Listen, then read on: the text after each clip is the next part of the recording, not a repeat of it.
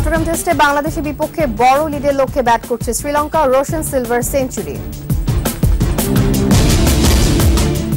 হবিগঞ্জের সাতছড়িতে ফের র্যাবের অভিযান, অস্ত্র উদ্ধার বিষয়ে জানানো হবে সংবাদ সম্মেলনে। সিরাজগঞ্জে সাংবাদিক শিমুল হত্যার 1 বছর আজ, দ্রুত বিচার ট্রাইব্যুনালে মামলা স্থানান্তরের দাবি স্বজনদের।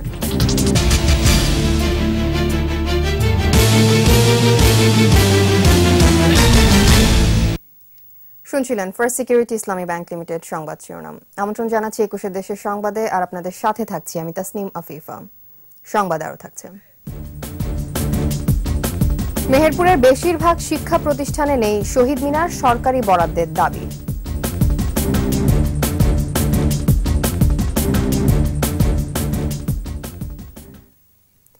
বাংলাদেশ শ্রীলঙ্কা টেস্ট সিরিজ প্রসঙ্গ।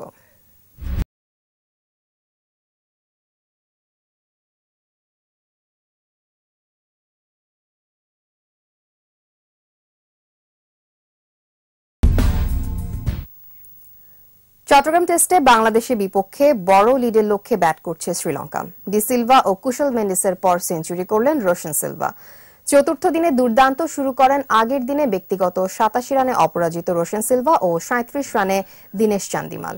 আর এই টেস্ট দিয়েই ক্যারিয়ারের প্রথম সেঞ্চুরি করেন রোশন। তার সঙ্গ দিয়ে ক্যারিয়ারের 16তম হাফ সেঞ্চুরি পেয়েছেন অধিনায়ক দীনেশ চান্দিমাল। এরপর ব্যক্তিগত 109 রানে রোশন সিলভা ক্যাচ আউট হন মেহেদী হাসান মিরাজের বলে। এর আগে বাংলাদেশের প্রথম ইনিংসে 513 রানের জবাবে সফরকারীরা তৃতীয় দিন শেষে 3 উইকেট হারিয়ে 504 রান করে।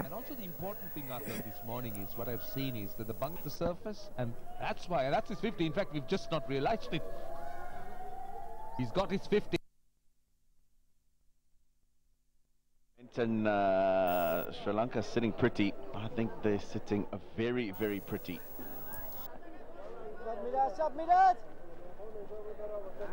55 ahead, and they'll be looking to get even further ahead as quickly as possible. It's the new ball, and good news for Bangladesh because it's been gripping and turning when it's newer. In the air. Yes, indeed.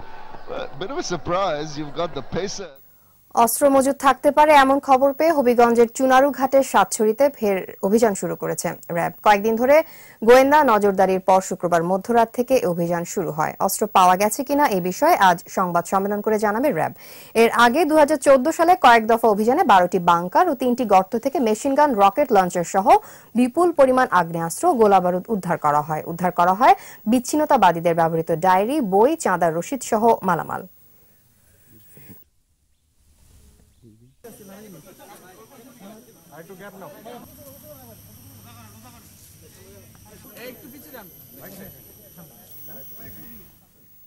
গাজীপুরে ঢাকা টাঙ্গাইল মহাসড়কে চন্দ্রা থেকে মির্জাপুর পর্যন্ত 20 kilometre এলাকায় তীব্র যানজট সৃষ্টি হয়েছে। এতে ভোগান্তিতে পড়েছেন যাত্রীরা।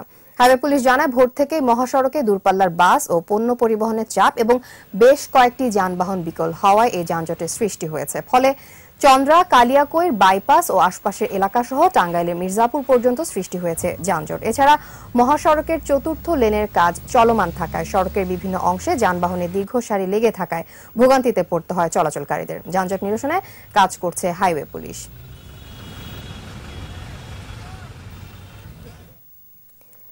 সাংবাদিক আব্দুল হাকিম শিমুল হত্যার 1 বছর পূর্ণ হলো আজ। সিরাজগঞ্জের শাহজাদপুরে আওয়ামী লীগের দুপক্ষের সংঘর্ষের সময় মেয়র হালিমুল হক মিরুর গুলিতে নিহত হন শিমুল। এই ঘটনায় 1 বছরেও শোক কাটিয়ে উঠতে পারেনি শিমুলের পরিবার। এদিকে জেলা ও দায়রা জজ আদালতে বিচারাধীন মামলাটি দ্রুত বিচার ট্রাইব্যুনালে স্থানান্তরের দাবি জানিয়েছেন স্বজন ও সহকর্মীরা। সিরাজগঞ্জ প্রতিনিধি স্বপন মির্জার রিপোর্ট, জানাচ্ছেন সমর ইসলাম।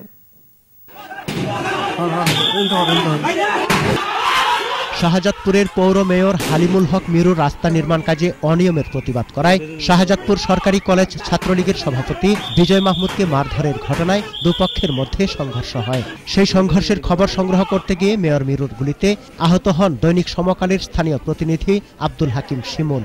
পরদিন 3 ফেব্রুয়ারি চিকিৎসাধীন অবস্থায় মৃত্যু হয় তার। সে সময় শিমুলের হত্যাকারীদের বিচার দাবিতে সিরাজগঞ্জ সহ দেশ জুড়ে প্রতিবাদের ঝড় ওঠে।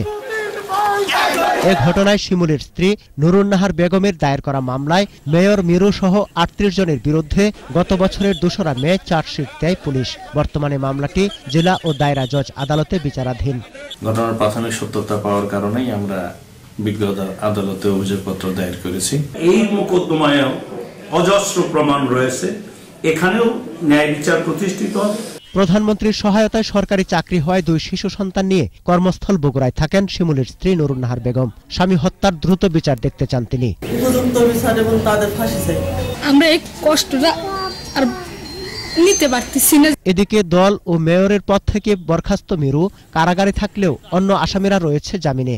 অপরাধীদের সর্বোচ্চ শাস্তি চান স্বজন ও সহকর্মীরা। দ্রুত শিমুল হত্যার খুনিরা শাস্তি পায়। এখন শহরবাসীর দাবি যে মামলাটা দ্রুত বিচারে। মামলাটি দ্রুত বিচার ট্রাইব্যুনালে স্থানান্তরেরও দাবি জানিয়েছেন তারা। Desk report, 21 television. সাতক্ষীরার তালার শালতা নদী নাব্যতা হারিয়ে এখন মৃত। এ কারণে বছরের অর্ধেক সময় বিস্তীর্ণ এলাকা জলাবদ্ধ থাকে। দীর্ঘদিন ধরে জলাবদ্ধতা নিরসনে নদী খননের দাবি জানিয়ে আসছেন এলাকাবাসী। পানি উন্নয়ন বোর্ড জানিয়েছে খননের জন্য একনেকে প্রকল্প অনুমোদন হয়েছে, দ্রুতই টেন্ডার হবে। সাতক্ষীরা প্রতিনিধি GM মনিরুল ইসলাম মিনির রিপোর্ট, জানাচ্ছেন শতরূপা দত্ত। তালার সীমান্তবর্তী কাঠবুনিয়া এলাকার শালতা নদী পরিণত হয়েছে সরু নালায়। একসময় নদীতে নিয়মিত লঞ্চ চলাচল করত, দেখে বোঝারই উপায় নেই। পানি সরতে না পারায় সাতক্ষীরার তালা ও খুলনার ডুমুরিয়ার বিস্তীর্ণ এলাকা বছরের অর্ধেক সময়ই জলাবদ্ধ থাকে। চারিবার নদীর পানি আসে এখানে পড়ি, মানে বিশাল একটা তুফান তৈরি হতো এখানে। বর্ষার সময় ডুবে থাকে, জল বেরোনোর খুব অসুবিধা। 40-45টি গ্রাম আমাদের আবুডুবু খাই মরতেছে। নদীটা যদি খনন করা হয় এই এলাকার জনগণ বেঁচে থাকবে। সম্প্রতি ডুমুরিয়া থেকে টিয়াবুনিয়া পর্যন্ত শালতা নদীর 9 কিলোমিটার খননের জন্য একনেকে 93 কোটি টাকার প্রকল্প অনুমোদন হয়েছে। টেন্ডার শেষে দ্রুত খনন কাজ শুরুর আশ্বাস দিলেন পানি উন্নয়ন বোর্ডের এই কর্মকর্তা। কিছু কিছু জায়গায় সচল থাকলেও তা ভরাট করে দিয়ে অচল করে দিয়েছে, ফলে আপের অংশতে জলাবদ্ধতা সৃষ্টি হচ্ছে। জরিপ কাজ সম্পন্ন করেছি, খুব শীঘ্রই শালতার পোর্শনটুকু আমরা টেন্ডারিংয়ে যাব। জলাবদ্ধতা দূর করতে দ্রুত ব্যবস্থা নেওয়ার দাবি এলাকাবাসীর। Desk report, 21 television. এবার আমাদের বিশেষ আয়োজন অমর 21-এ।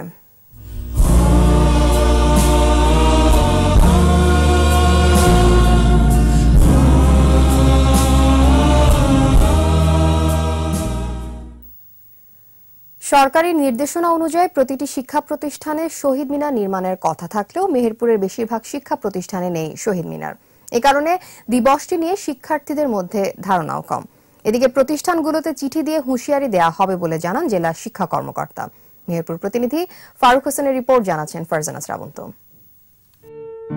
নিজ ব্যবস্থাপনায় শহীদ মিনার নির্মাণের সরকারি নির্দেশনা রয়েছে দেশের প্রতিটি শিক্ষা প্রতিষ্ঠানে, কিন্তু মেহেরপুরের 132টি মাধ্যমিক ও নিম্ন মাধ্যমিক বিদ্যালয়ে 42টি, 24টি মাদ্রাসায় 3টি ও 15টি কলেজের মাত্র 5টিতে আছে শহীদ মিনার। বাকি 121টি শিক্ষা প্রতিষ্ঠানে কোনো শহীদ মিনার নেই। শহরের স্কুলগুলোতে শহীদ মিনার থাকলেও গ্রামের স্কুলগুলোতে সেরকম শহীদ মিনার থাকে না। এর জন্য অনেক শিক্ষার্থীরা বাংলা ভাষার ইতিহাসটা জানতে পারছে না। ফলে ভাষার জন্য জীবন উৎসর্গকারী মহান শহীদদের প্রতি শ্রদ্ধা জানাতে পারছে না শিক্ষার্থীরা। একই সাথে অজানা থেকে যাচ্ছে ভাষা আন্দোলনের ইতিহাসও।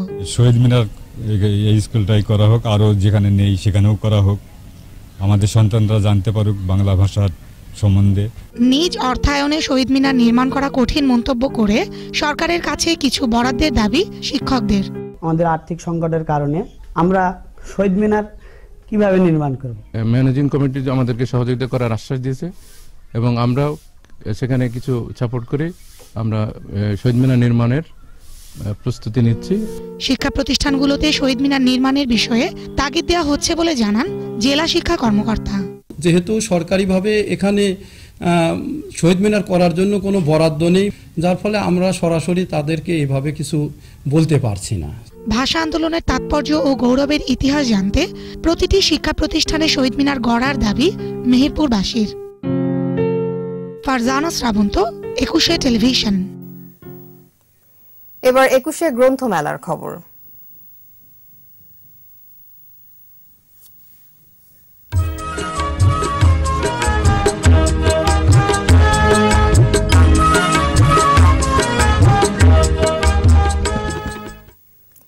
কিছুক্ষণ আগেই শুরু হয়েছে অমর একুশে গ্রন্থমেলার প্রথম শিশু প্রহর। এরই মধ্যে শিশু কিশোররা ভিড় করছে মেলা প্রাঙ্গণে। মেলা রয়েছেন সহকর্মী স্মৃতি মণ্ডল, তিনি জানাচ্ছেন সেখানকার খবর। স্মৃতি, শুনতে পাচ্ছেন? অমর একুশে গ্রন্থমেলার আজকে তৃতীয় দিন, একই সঙ্গে হচ্ছে শিশু প্রহর। তো আপনারা জানেন যে শিশু প্রহর শুক্র এবং শনিবার, তো সেই হিসেবে আজকেও মেলার গেট খুলেছে 11টায়, কিন্তু এখন পর্যন্ত আসলে শিশুরা এখনো আমরা যেটা দেখেছি যে এখনো আসলে বইমেলা প্রাঙ্গণে এসে উপস্থিত হয়নি। তারপরেও কিছু ছেলে মেয়ে এবং তাদের বাবা মা অথবা অভিভাবকদের হাত ধরে গুটি গুটি পায়ে মেলা প্রাঙ্গণে এসে উপস্থিত হয়েছে। আরেকটা বিষয় যেটা, যে শিশু চত্বরের যে দোকানগুলো বাচ্চাদের জন্য, সেই দোকানগুলো সবগুলো আসলে এখন পর্যন্ত খোলেনি, আর যেগুলো খুলেছে তারা হচ্ছে এখনো বই গোছানোর কাজটা করছে। আর আমি দেখাতে চাই যে আমার পেছনে যে বাচ্চারা শিশু চত্বরে, যেখানে সিসিমপুরের মূল আকর্ষণ, সিসিমপুরের যারা ওই হালুম টুকটুকি, তারা এখন এসে পৌঁছায়নি, তারা 11:30টায় আসবে বলে আমরা জেনেছি। তবে মূল বিষয় যেটা হচ্ছে, ওরা আসবে সেই অপেক্ষায় শিশুরা এই মধ্যে মঞ্চের ভিতরে অবস্থান করছে, তারা গান শুনছে।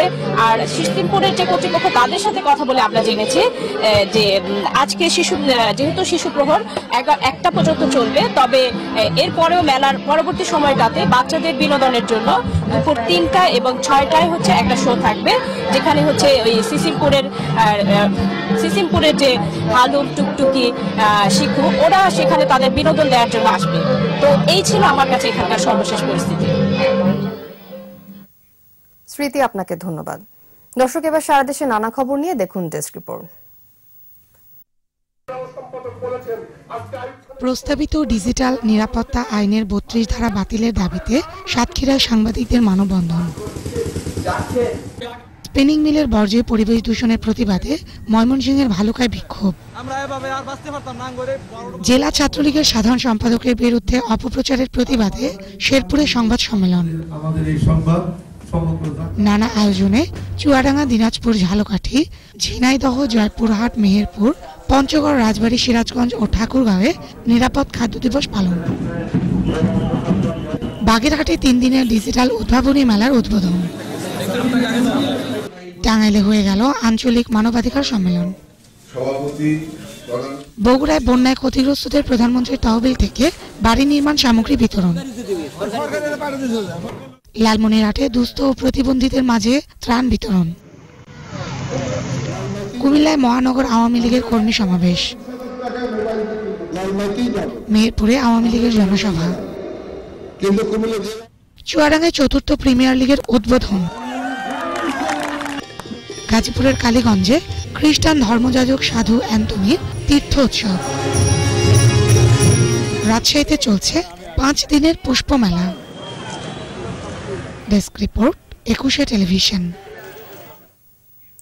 শেষ করছি 21 দেশের সংবাদ। যাওয়ার আগে ফার্স্ট সিকিউরিটি ইসলামী ব্যাংক লিমিটেড সংবাদ শিরোনামগুলো আরো একবার। চট্টগ্রাম টেস্টে বাংলাদেশের বিপক্ষে বড় লিডের লক্ষ্যে ব্যাট করছে শ্রীলঙ্কা, রোশন সিলভার সেঞ্চুরি। হবিগঞ্জের সাতছড়িতে ফের র্যাবের অভিযান, অস্ত্র উদ্ধার বিষয়ে জানানো হবে সংবাদ সম্মেলনে। সিরাজগঞ্জে সাংবাদিক শিমুল হত্যার 1 বছর আজ, দ্রুত বিচার ট্রাইব্যুনালে মামলা স্থানান্তরের দাবি স্বজনদের।